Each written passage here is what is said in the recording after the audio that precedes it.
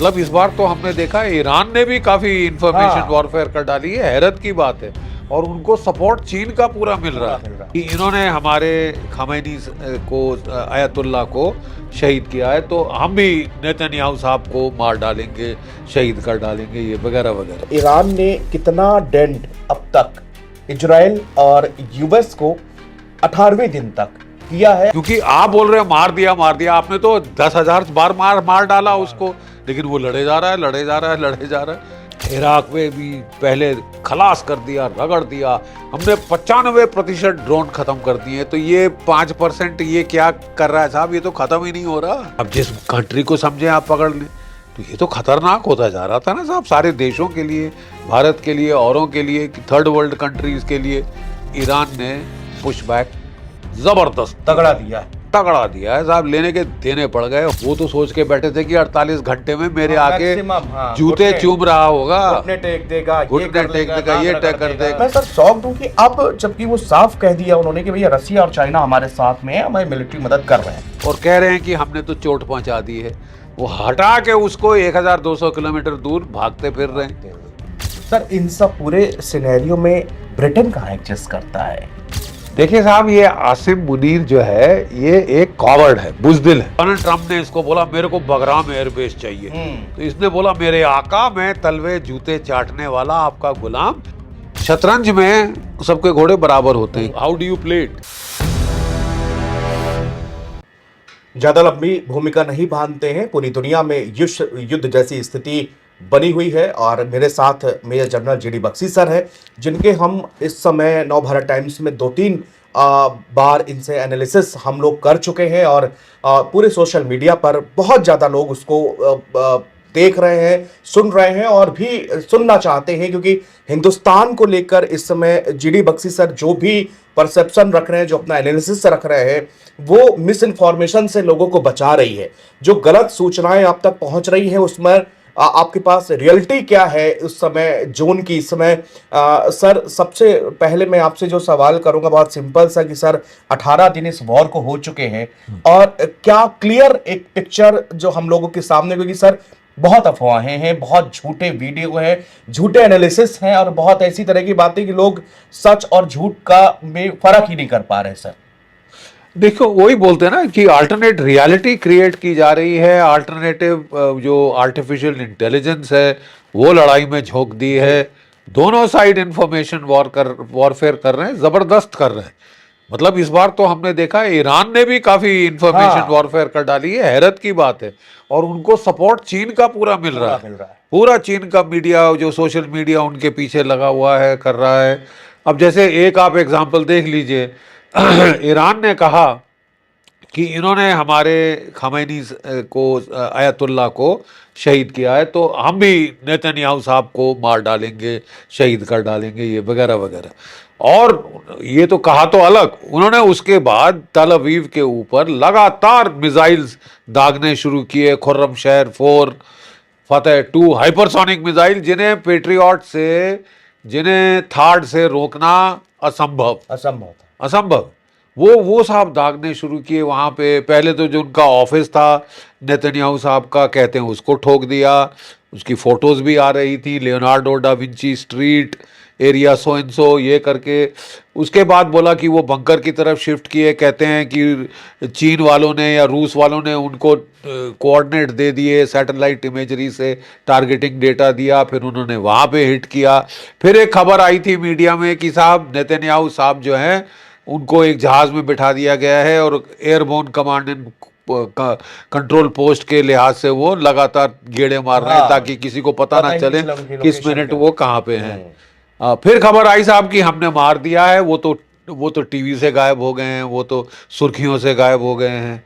फिर हमने अगले दिन देखा कि साहब नेतन्याहू साहब बड़े शान से चुस्कियां ले रहे हैं कॉफी की एक रेस्टोरेंट के अंदर। अगले दिन खबर आई कि साहब वो तो एआई जनरेटेड इमेज थी। तो इस वक्त साहब ये फर्क निकाल लेना कि क्या सच है क्या झूठ, सरकारों को भी मुश्किल है, हालांकि उनके पास क्लासिफाइड डेटा है, उनके लिए भी मुश्किल है। तो इस पे मैंने देखा है normally as a military analyst कि don't go by pin point information. वो बोलते हैं ना कि सिंगल इवेंट प्रिडिक्शन बहुत मुश्किल होती है, बट पैटर्न मॉडलिंग की जा सकती है, पैटर्न प्रिडिक्शन Yes. कि पैटर्न क्या है। पैटर्न जो है tends to persist and repeat themselves cyclically. Yes. तो अगर आपको कोई फोरकास्टिंग करनी है हाँ। तो आप पैटर्न एनालाइज करो कि पिछले इतने सालों का पैटर्न क्या है, क्या चलता है? और इसको फिर एक्स्ट्रापोलेट करो, जैसे ग्राफ को एक्स्ट्रापोलेट करते हैं ना मैथ्स में, Yes, sir. कि ये किधर जा रहा है, तो रफ आपको दिशा मिल जाएगी, इंडिकेशन मिल जाएगी। पिन पॉइंट कह देना कि वो जिंदा है नहीं है, ये मुश्किल, सर ये अनलेस क्लासिफाइड इंफॉर्मेशन हाँ, आपके पास हो। ये जिंदा मुर्दा और मतलब इस तरह की इंफॉर्मेशन चल रही है, लेकिन सर ईरान ने कितना डेंट अब तक इजराइल और यूएस को 18वें दिन तक किया है? और क्या लग रहा है सर कि जो कि डोनाल्ड ट्रम्प तो बार बार कह रहा है कि नेवी तबाह हो गई, एयरफोर्स हमने तबाह कर दिया, सब कुछ तबाह कर दिया, लेकिन बावजूद इसके लगातार ईरान के हमले नहीं कम हो रहे हैं किसी एंगल से सर। देखिए वही मैं कह रहा था ना, पैटर्न मॉडलिंग। कोई 14 साल चल गई थी ये वियतनाम की लड़ाई, हर शाम को टीवी ब्रॉडकास्ट आते थे अमेरिका से, हमने खत्म कर दिया, खलास कर दिया, कुचल दिया, मसल दिया, ये हो गए, इतने नुकसान, इतने हजार मारे, इतने हजार मारे। तो वहां पे अमेरिका के लोगों ने फिर हंस के कहना शुरू किया, वो 4 बजे फौजी ब्रॉडकास्ट आता था पेंटागन से, 4 o'clock फोबिलीज, कि साहब 4 o'clock के किस्से के चटकुले, यू नो, कि क्योंकि आप बोल रहे हो मार दिया, आपने तो 10,000 बार मार डाला उसको, लेकिन वो लड़े जा रहा है। और अंततः क्या हुआ, वियतनाम से मुंह की खा के वापस आना पड़ा, खाली करना पड़ा, साइगॉन से भागना पड़ा, हेलीकॉप्टरों के वो रोटर से लटक के, उसके मतलब जो स्किड से लटक के भागना पड़ा। फिर हमने ये ड्रामा सुना, क्या कहते हैं, इराक में इराक में भी पहले खलास कर दिया, रगड़ दिया, कभी ऐसी मार न कभी मारी न कभी देखी, तो जाके कब्जा भी कर लिया इराक पे, बसरा पे, खूब पैसे खिलाए रिपब्लिकन गार्ड्स को, CIA ने ब्राइब कर लिया, लड़ो ही मत, उठा के चलते बनो। ये तो मीर जाफर के टाइम का जमाने के ये ट्रिक है ना, बड़ा पुराना। लेकिन उसके बाद जब 8 साल ये फंस गए, $4 ट्रिलियन का खपत लगी, 4,000 बॉडी बैग वापस आ गए, और ये इराक छोड़ के आ गए चुपचाप, ठीक है। और वहां पे शिया बिठा दिए और IS खड़ी कर दी अपनी खाट खड़ी कराने के लिए। अब रही साहब बात ये अफगानिस्तान की, 20 साल लड़ दिए तालिबान वहां, और फिर जब वहां से भागे तो ऐसे भागे कि ऐसा, इसको हम फौजी भाषा में मिलिट्री डिसग्रेस कहते हैं। तो अभी हम वही ड्रामा देख रहे हैं, हमने 90% ईरान के मिसाइल खत्म कर दिए हैं, हमने 95% ड्रोन खत्म कर दिए हैं, तो ये 5% ये क्या कर रहा है साहब, ये तो खत्म ही नहीं हो रहा। हर रोज वो ड्रोन पे ड्रोन, मिसाइल पे मिसाइल ठोके जा रहे हैं, और वो बड़े बड़े मिसाइल मार रहे हैं साहब। पहले तो जो उनके घटिया, सस्ते और टिकाऊ मिसाइल थे उन्होंने सब दाग दिए, क्योंकि आप उनके बरखिलाफ खर्चा कर दें, एक्सपेंड कर दें अपने इंटरसेप्टर मिसाइल, और जब आपके असली घातक मिसाइल आए तो आपके पास रोकने के लिए कुछ हो ही ना। यानी ईरान बड़ी अच्छी स्ट्रैटेजी पे चला है साहब, हम तो हैरान हो गए ये स्ट्रैटेजी देख के। उसने सबसे पहले तो डिसेंट्रलाइज किया अपना कमांड एंड कंट्रोल, कि तेहरान में सारे लीडर मर जाएं तब भी लड़ाई चलती रहे।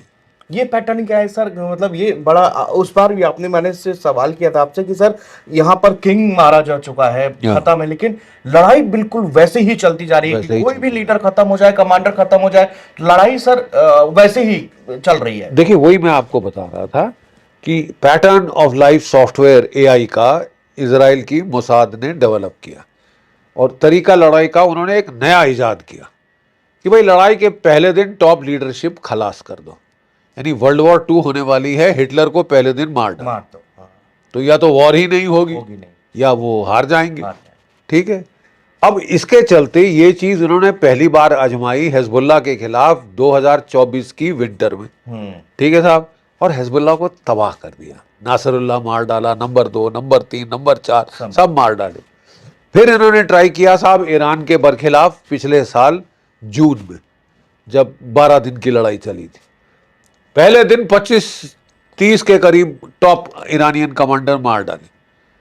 सब पता उनको था, ह्यूमन इंट से, इलेक्ट्रॉनिक इंटेलिजेंस से, सेल फोन मॉनिटरिंग से, हैक कर लिए जो भी सारे आपके वीडियो कैमरास ट्रैफिक लाइट पे लगे होते हैं ना साहब, उनको हैक कर दिया कि भाई जब भी कमांडर जाता है तो उसके आगे पीछे गाड़ियां, गार्ड, सायरन, ये सब नाटक चलता है। ठीक है, तो वो उसको पकड़ लेते थे कहाँ से कहाँ गया है और उसको मार डालते थे। तो उन्होंने वहाँ पे मार डाला। तीसरी बार CIA ने आजमाया इसको मादुरो के बरखिलाफ वेनेजुला में। एक नया वेरिएंट हुआ मादुरो के बरखिलाफ, और वेनेजुला के चलते डोनाल्ड ट्रंप साहब तो 7वें आसमान पे सर पहुंच गया। वेनेजुला को मसल दिया, अब मैं ईरान को मसल दूंगा, फिर मैं क्यूबा पे हमला करूंगा, ग्रीनलैंड से मेरे को रेयर अर्थ चाहिए, वो दे नहीं रहा, मैं उस पर कब्जा कर लूंगा, कनाडा के पास ऑयल है, यूरेनियम है, ये है वो है, मैं उस पर कब्जा कर लूंगा। ये उपनिवेश काल है साहब, इज इट कॉलोनियल ईरा? आप जिस कंट्री को समझें आप पकड़ लें। तो ये तो खतरनाक होता जा रहा था ना साहब, सारे देशों के लिए, भारत के लिए, औरों के लिए, थर्ड वर्ल्ड कंट्रीज के लिए। आप तो कॉलोनियल ईरा वापस ला रहे थे। तो ये कौन एक्सेप्ट करेगा साहब आज के दिन? तो ये ज़रूरी था कि थोड़ा पुश बैक मिले, और इन अ वे मैं खुश हूं कि ईरान ने पुश बैक ज़बरदस्त तगड़ा दिया है साहब। लेने के देने पड़ गए, होश आवाज आ रहे, अनाप शनाप बोल रहे हैं टीवी पे बैठ के डोनाल्ड ट्रंप साहब, खुद को समझ नहीं आ रहा कि क्या बोल रहे हैं। एक सेंटेंस में ये बोलते हैं, अगले सेंटेंस में कॉन्ट्रडिक्ट करते हैं। एक सेंटेंस में बोलते हैं कि ये कहाँ है नेटो, कहाँ है, कि नेटो कहाँ है, इधर आओ, क्यों नहीं आए, हमने इतनी मदद करी है, 40,000 फौजी वहां लगा रखे हैं, हटा लूंगा, ये कर लूंगा। दूसरे सेंटेंस में बोलते हैं हमें किसी की मदद नहीं चाहिए। तो आप फैसला कर लेना साहब, आपको चाहिए क्या? आपने लड़ाई पहले शुरू करी, फिर सोचना शुरू किया कि करना क्या है। लड़ाई पहले शुरू कर दी, अब कि मेरा एम ऑब्जेक्टिव क्या है, एग्जिट स्ट्रेटेजी क्या है, अब सोचना शुरू कर रहे हो। Is little too late. आप फंस गए हो साहब, आपने अंडर एस्टिमेट किया ईरान को बुरी तरह से, और लेने के देने पड़ गए। दूसरा मैं बता दूं कि मैं बहुत एज अ मिलिट्री सोल्जर बहुत इम्प्रेस्ड हूँ ईरान के एसिमेट्रिक वॉरफेयर टेक्निक्स। पहले तो उन्होंने कमांड को डिसेंट्रलाइज कर लिया कि तेहरान से कोई आदेश ना आए, तब भी लड़ाई जारी रहेगी। आयतुल्ला मार दो, दूसरा मार दो, तीसरा आयतुल्ला मार दो, लड़ाई जारी रहेगी। ये लड़ाई खत्म होने वाली नहीं है साहब। वो तो सोच के बैठे थे कि 48 घंटे में मेरे आके जूते चूम रहा होगा, घुटने टेक देगा, ये टेक कर देगा, सरेंडर बोल रहे थे। अब तो तमाशा लग रहा है, 18 दिन हो गए, अब तो नहीं बोलते सुना सरेंडर, अब नहीं बोल रहे हैं, अब नहीं बोल रहे, अब जग बैठ गई। अब सोच रहे हैं कि वापस कैसे जाएं, को कौन सा एक ऑफ रैंप कहां से मिले। ऑफ रैंप नहीं मिलेगा साहब, क्योंकि इन्होंने बोला कि मैं लड़ाई खत्म करने को तैयार हूं। एक इजी ऑफ रैंप है, डिक्लेयर विक्ट्री, विड्रॉ, कि जीत घोषित कर दो और अपनी दुम दबा के निकल जाओ। तो बोले घर के बुद्धू घर को आए, जान बची तो लाखों पाए, घर के बुद्धू घर को आए। तो एक तरीका है कि विक्ट्री डिक्लेयर कर दो और घर चले जाओ। ईरान ने बोला हम लड़ने को तैयार हैं, you may be finished, we are not finished. भाई तुम खत्म हो गए मतलब हम थोड़ी ना कि हम तो लड़ेंगे, बिल्कुल तुमने साला लड़ाई छेड़ी, अब हम इसको खत्म करेंगे। तुमने मारे हमारे आयतुल्ला, तुमने मारे हमारे टॉप कमांडर, तुमने हमारी 168 लड़कियां बेटियां मार डाली, अब हम बदला लेंगे साहब, इंतकाम लेंगे। वो तो इंतकाम लेने के लिए बैठ गए और लड़े जा रहे। यू सी, जब लड़ाई शुरू हुई थी तो सरकारें नॉर्मली बोलती हैं भाई फौज से कि पता करो यार, अंदाज लगाओ कौन जीतेगा, हमको एस्टिमेट दो, हमको एनालिसिस दो। नॉर्मली एनालिसिस का तरीका होता है, वो कॉलम बना लेते हैं, ईरान, अमेरिका, इजराइल, टैंक्स इतने इतने इतने, जेट फाइटर इतने इतने इतने हैं, 5th जनरेशन इतने, वॉरशिप इतने, मिसाइल इतने, क्रूज मिसाइल इतने, ड्रोन इतने। वो इसको बोलते हैं बीन काउंट अप्रोच, कि वही बीन्स गिनो, कि वो मोहरे गिनो वहाँ पे सारे, और उसके मुताबिक अंदाज लगाओ। वो बीन काउंट एक चीज़ होती है। शतरंज में सबके घोड़े बराबर होते हैं, घोड़े बराबर, सारे मोहरे क्वीन बराबर, कासल बराबर, ये सब होते हैं। How do you play it? Yes आप खेलोगे आप समझ रहे हैं क्या कह रहे हो? How do you play the game? Yes मोहरे तो सब बराबर है, बराबर आपके पास ज्यादा मोहरे हैं, मेरे पास कम है, तो मैं एसिमेट्रिक वॉरफेयर का टेक्निक अपनाऊंगा कि मुझे मालूम है कि ये मेरे से भारी है, मुझे मालूम है कि इसके पास technology wise, quality wise, quantity wise कहीं सुपीरियर है, तो I will adopt asymmetric warfare strategy A2AD, anti access area denial, कि मैं तुम्हें पास ही नहीं आने दूंगा। ये चीन ने पहले ये स्ट्रेटजी अडॉप्ट करी थी कि भाई जब भी लड़ाई शुरू होती थी तो America 5 aircraft carrier battle group भेज देता कि हम दूर से रहेंगे, तुम्हें मारेंगे साहब, हमारा पावर प्रोजेक्शन है। अब उसने तोड़ ढूंढ लिया, पावर प्रोजेक्शन का तोड़ है Dongfeng 21D career killer missile. अबे तू 2000 किलोमीटर दूर होगा, मैं कैरियर किलर मिसाइल फायर करूंगा, तेरा गर्क कर दूंगा एयरक्राफ्ट कैरियर। एक एयरक्राफ्ट कैरियर में 4 से 5 हजार नाविक होते हैं। हम देखेंगे तुम 4 से 5 हजार नाविक जब बेचारे शहीद हो जाते हैं तो कब तक लड़ोगे तुम? खाट खड़ी हो जाएगी जो भी प्रेसिडेंट है अमेरिका के अंदर, क्योंकि बॉडी बैग 5000 आ गए तो उसकी जनता उसको खा जाएगी साहब। तो ईरान ने यही स्ट्रैटेजी चीन से सीख ली है और अडॉप्ट कर दिया है। ये एयरक्राफ्ट कैरियर इब्राहिम लिंकन भेजा गल्फ ऑफ हॉर्मुज में, उसने केवल टेस्ट फायरिंग शुरू किया अपने एंटीशिप मिसाइल का, ओहो ठंडे पसीने आ गए, निकाल के गल्फ ऑफ हॉर्मुज से गल्फ ऑफ ओमान में ले गए। वहां उसने 4 मिसाइल फायर किए, 4 ड्रोन फायर किए और कह रहे हैं कि हमने तो चोट पहुंचा दी है। वो हटा के उसको 1200 किलोमीटर दूर भागते फिर रहे हैं और वो कह रहा है मैंने वहां भी ठोक दिया, वहां भी आग लगी है साहब। ये लिंकन को भी बोल रहे हैं, लिंकन को बोल रहे हैं ठोक दिया, वो कहते हैं जेराल्ड फोर्ड को भी ठोक दिया, कह रहे हैं एक डिस्ट्रॉयर डुबो दिया है, कह रहे हैं 4 F-22 रैप्टर वो ग्राउंड पे ठोक दिए हैं, 7 F-35 लाइटनिंग ठोक दिए हैं, 5 रिफ्यूलर एयर टू एयर ठोक दिए हैं। अमेरिका में चुप्पी साध ली है, बिल्कुल इसके बारे में कोई बात ही नहीं हो रही, कोई बात नहीं। अब झूठ फरेब पे आ गए कि हम जीत रहे हैं, असलियत तुमको भी पता है और दुनिया भी गेस कर रही कि साहब राज दाल में कुछ काला है, दाल में कुछ काला है साहब, ये कुछ छुपा रहे हैं। सही बात, साफ बात। और ये लड़ाई इनको महंगी पड़ गई है, उल्टे बांस बरेली को पड़ गए, इनको महंगी पड़े ना पड़े दुनिया को महंगी पड़ गई है।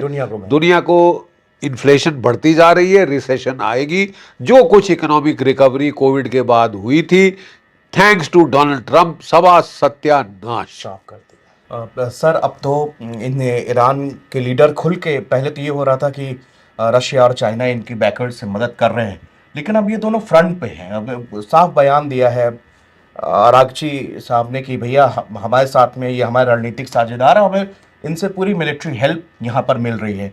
तो सर अब अगर रशिया और चाइना इसके पीछे हैं और पूरी तरह से पीछे हैं, तो सर ये तो वॉर इसकी तो मुझे लगता नहीं कि हाल फिलहाल ये ख़त्म ही नहीं हो पाएगा, क्योंकि उधर पे रशिया के, कल मैं सर पुतिन का एक पुराना कुछ दिन पहले का एक ऑडियो सुन रहा था, तो उस ऑडियो में वो कह रहे हैं कि कैसे यूएस ने पूरे यूरोपियन कंट्री को ऐसा भड़काया, ब्रिटेन ने ऐसा भड़काया कि मुझे रूस को और पूरे यूरोपियन कंट्री का एक दुश्मन बना दिया, हमको और यूरोप को दुश्मन बना दिया, और हम 3 साल से वॉर और यहाँ पर देख रहे हैं कि किस तरह से त्राहिमाम पूरा नेटो हमारे खिलाफ हो गया। और आज इनके साथ में ये चीज़ें जब उल्टी पड़ रही हैं, तब इन लोगों को समझ में आ रहा है कि ये वॉर किस जोन में, तो पुतिन ऐसा कह रहे थे।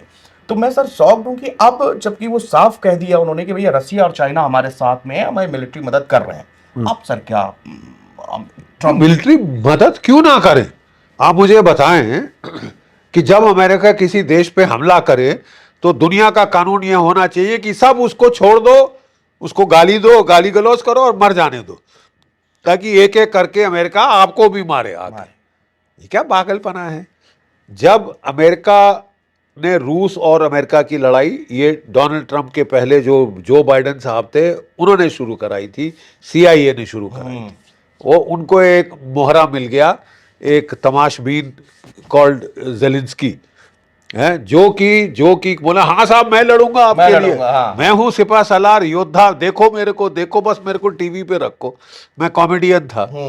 तो लड़ गया 4 साल, 2 बिलियन यूक्रेनियन मरवा डाले, 8 लाख के करीब, 8 मिलियन के करीब यूक्रेनियन घर से बेघर बेघर हो यूरोप गए। में घूम रहे, एक बिल्डिंग इमारत खड़ी नहीं। वो तूने हासिल क्या किया यार? अमेरिका की वाहवाही के लिए, यूरोप की वाहवाही के लिए अपना देश तबाह करवा दिया। ठीक है, तो ये जो है, इन्होंने जब यूक्रेन में युद्ध हुआ तो यूक्रेन को क्रूज मिसाइल दिए, यूक्रेन को हाइमार दिए, टैंक दिए, F-16 दिए, सब कुछ दिया, साथ में टारगेटिंग डेटा दिया टारगेटिंग डेटा दी। सैटेलाइट से। तो ईरान कह रहा है, सॉरी रूस कह रहा है अब हमारी बारी है, अब हम देंगे। टिट फॉर टैट जो आपने टेट, हमको हाँ। किया, आप कहते थे नहीं भी बर्दाश्त करो, बर्दाश्त का मादा रखो, अब तुम भी बर्दाश्त का मादा रखो ना चौधरी। हैं, आपने मेरे खिलाफ मॉस्को हिट करने के लिए टारगेटिंग डेटा दिया। बाप रे, मॉस्को हिट। मॉस्को हिट हुआ है, एक बार नहीं 50 बार।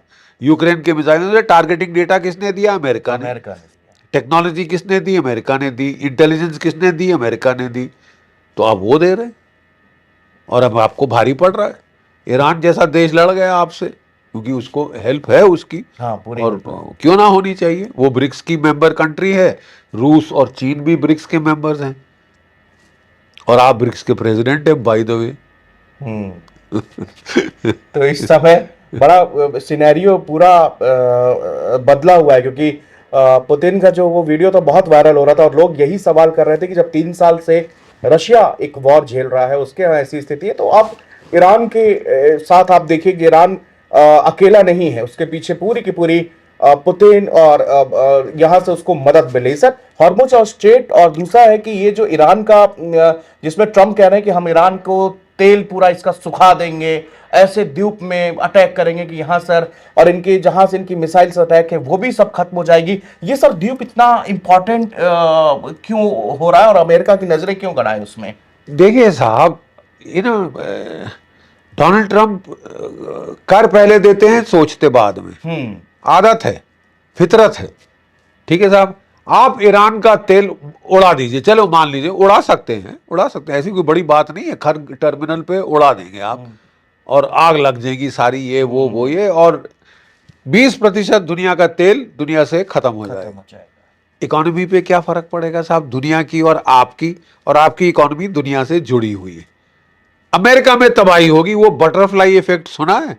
ये बटरफ्लाई यहां पर मारे तो 1000 मील दूर कुछ ना कुछ तूफान आ जाएगा। तो आप वो अमेरिका ईरान का तेल खत्म करके बड़ी अक्लमंदी का काम करेंगे ना, हूड़मती में कर देंगे, मार दिया टार्जन, क्रीक, हाँ, गुंडोलो, यस। है वो लेने के देने पड़ जाएंगे साहब। ईरान का फलसफा बड़ा सीधा है, तुम मेरे लगा के देखो मेरे आका, मैं मिडिल ईस्ट में जो भी ऑयल इंस्टॉलेशन, गैस इंस्टॉलेशन है, उसमें आग लगा दूंगा।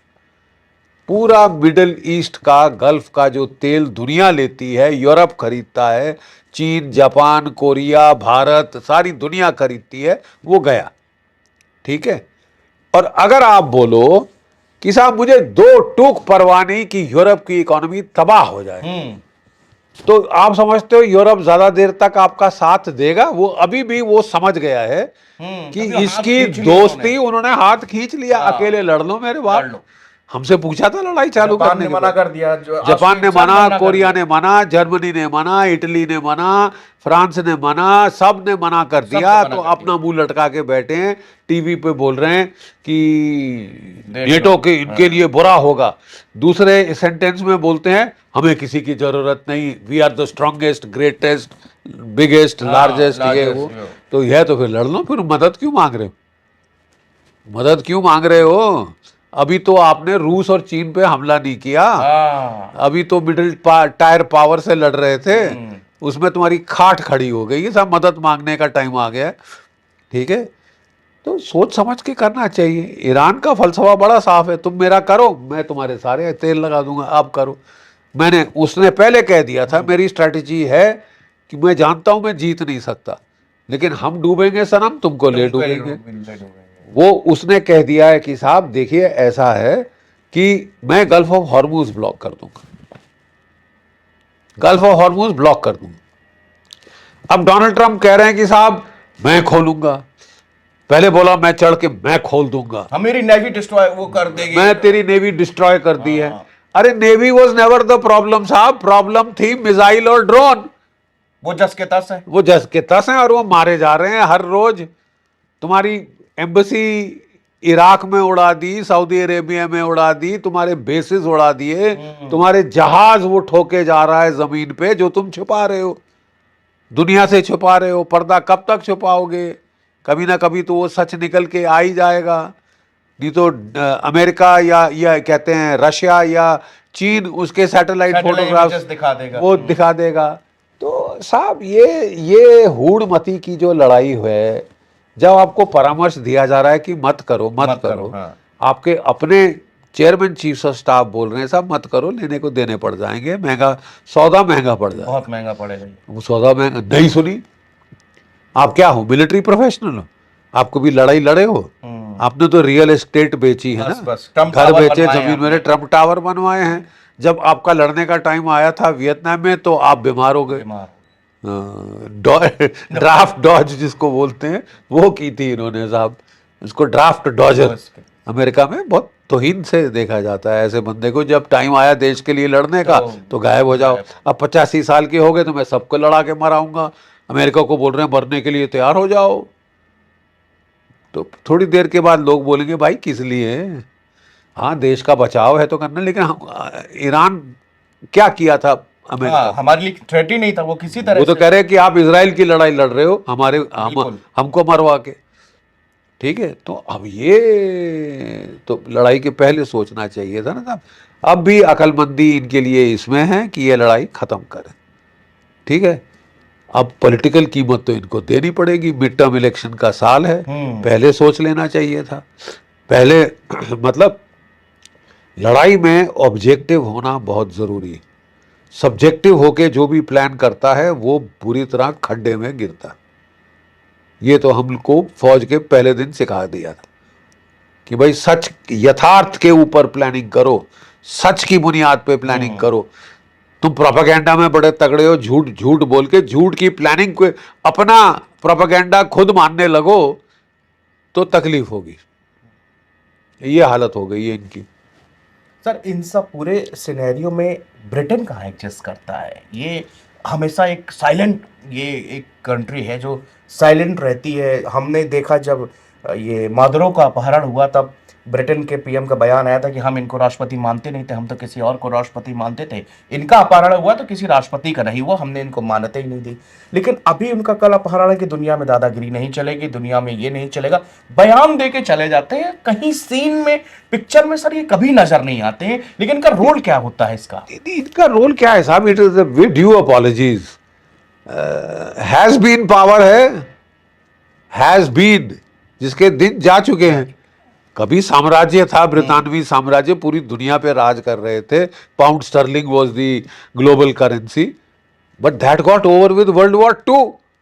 तब से बेचारे अमेरिका के पीछे लग्गू बन गए हैं। अभी तक ये काफी सपोर्ट करते थे, काफी एक दूसरे की सहायता करते थे, वाइट कंट्री, श्वेत कंट्री, यूरोप की, और खासतर एंग्लो सैक्सन, ये मतलब ये जो ब्रिटेन वाले और अमेरिका, ये बहुत बहुत क्लोज थे, बड़ी बड़ी स्पेशल इनकी रिलेशनशिप थी।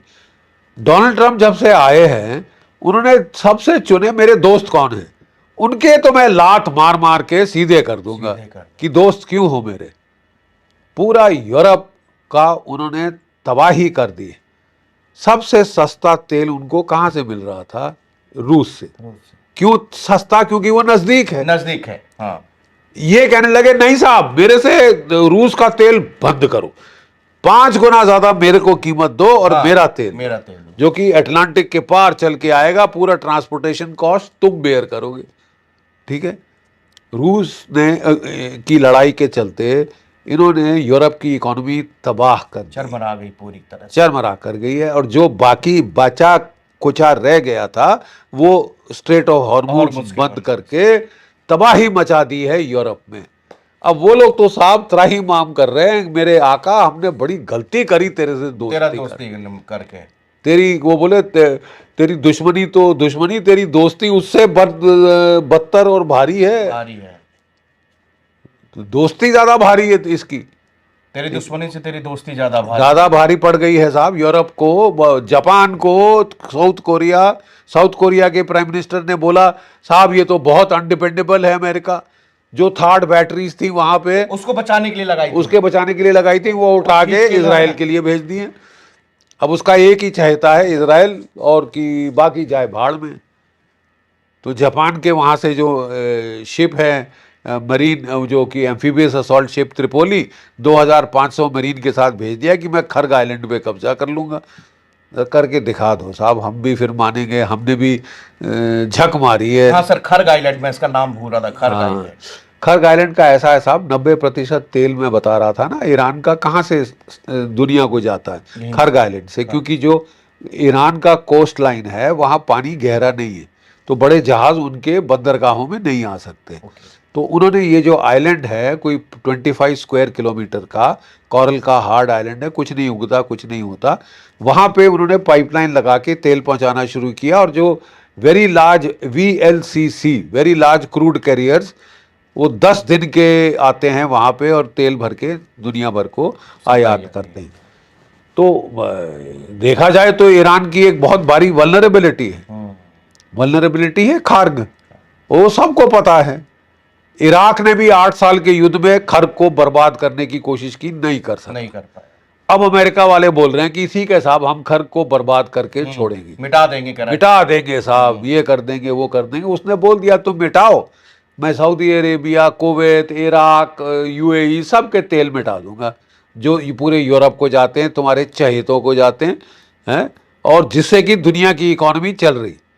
ठीक है, अगर वो ठप हो गया, दुनिया की इकॉनमी बैठ जाएगी, शामिल अमेरिकन इकॉनमी।